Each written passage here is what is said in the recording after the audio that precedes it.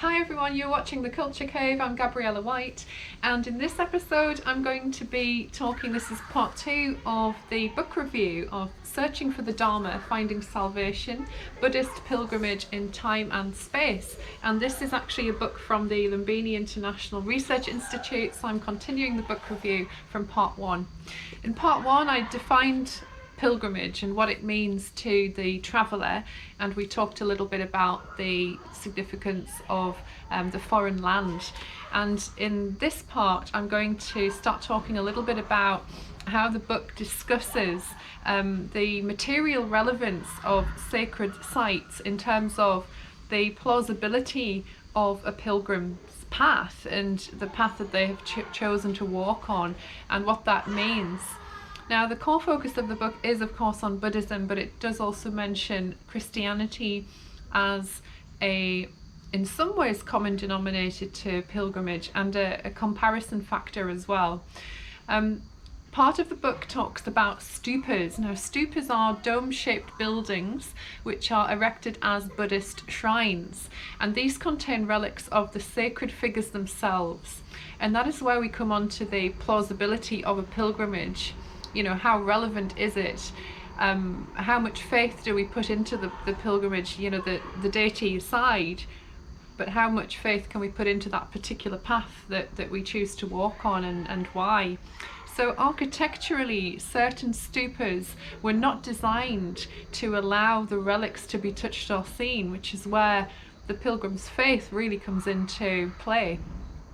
Now, the importance of the stupa was such that it could become an object of veneration, and in respecting this to this extent, it also became the representation of the presence of the sacred itself.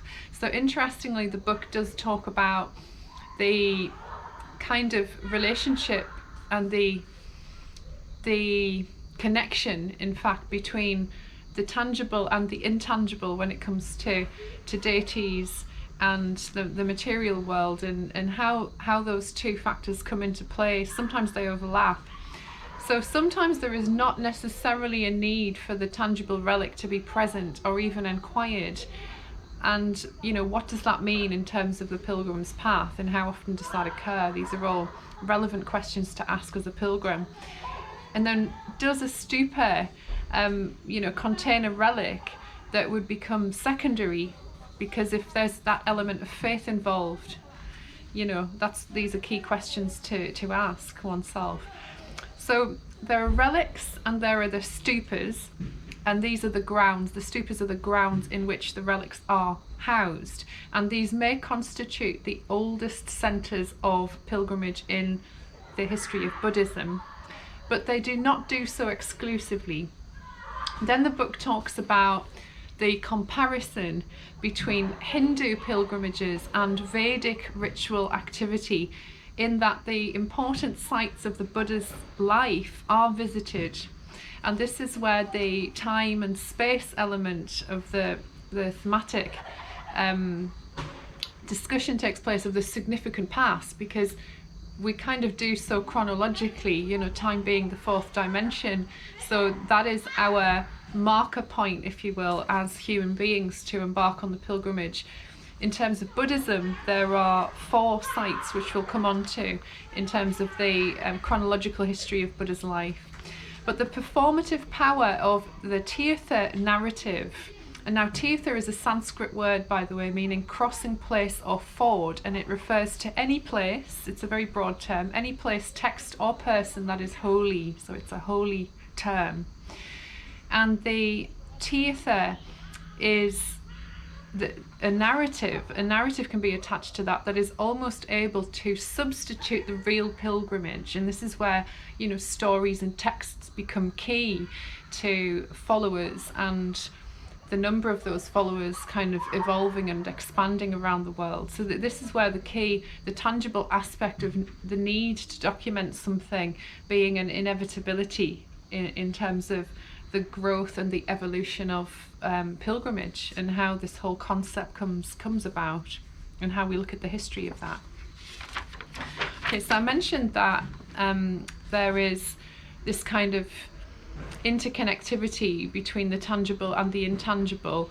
So there is an ebb and flow. You can look upon it as a kind of ocean in a sense. There is an ebb and flow of pilgrimage and the participation of the human experience on pilgrimage between the tangible and the intangible.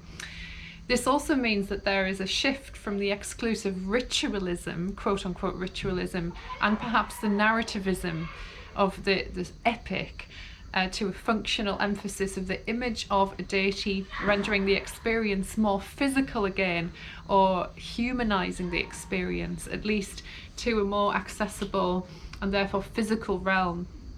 So the four main pilgrimage sites of Buddhism are indeed linked to the key points in Buddha's life. So the first one is the birthplace of Lumbini, and the second one is the place of enlightenment in Bodh Gaya.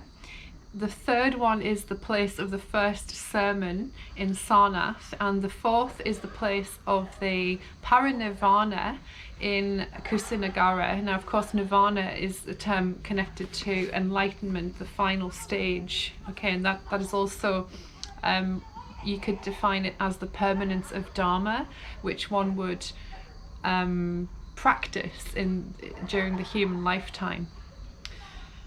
Now, all of these four mentioned places are mentioned in the famous passage of the Mahaparinirvana Sutra, and these are, of course, the biographical sites of Buddha specific to Buddhist pilgrimage, which in fact then differentiates it from Jainist pilgrimage sites. Now, the four subcategories of the main sites, there are an additional 4 sites connected to Buddha, and the following that I'm about to mention are the ones that differentiate Buddhist sites from Jainist pilgrimage sites. Those secondary sites, which entotals kind of 4, a total of 8, are, these are secondary sites. Sravasti, now I'll put these terms in the YouTube caption below. Sravasti, Samkasya, Vesali, and Rajagra. Okay, forgive the pronunciation of those terms, but it is those 4 subcategory sites that differentiate Buddhism from Jainism.